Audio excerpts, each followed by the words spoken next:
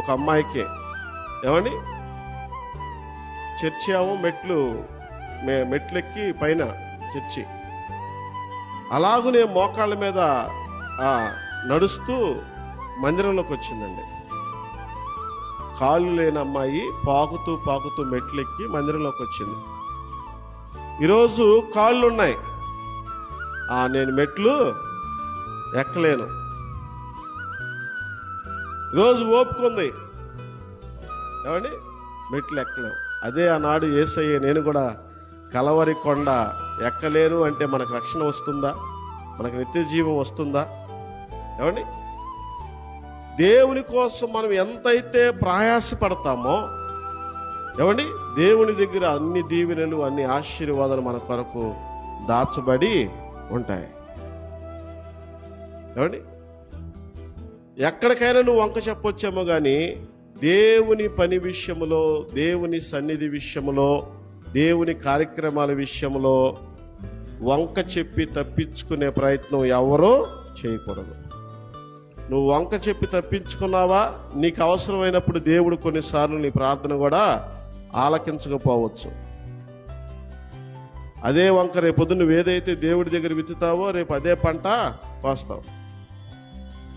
దేవుని సన్నిధికి వెళ్లకుండా అడ్డుపడే కొన్ని కార్యాలు ఉన్నాయి.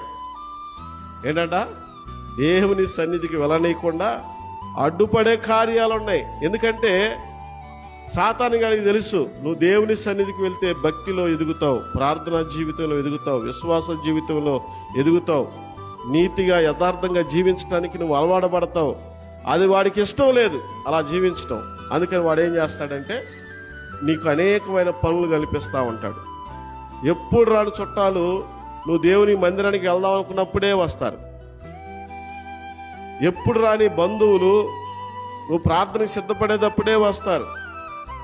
ఏమండి, నువ్వు మందిరానికి వెళ్దాం అనుకున్నా, దేవునిలో గడుపుదాం అనుకున్నా, ప్రార్థనా జీవితంలో గడుపుదాం అనుకున్నా, దేవుని బిడ్డలతో సహవాస జీవితాన్ని గడుపుదాం అనుకున్నప్పుడే నీకు విస్తారమైన పనులే వస్తాయి, గుర్తుకు వస్తాయి.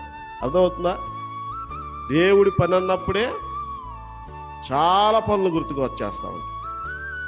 ఏమండి, దేవుడికి కూడా గుర్తుకు వస్తాయంట. ఏంటది? మనం చేసే పనులన్నీ దేవుడికి గుర్తుకు వస్తాయి.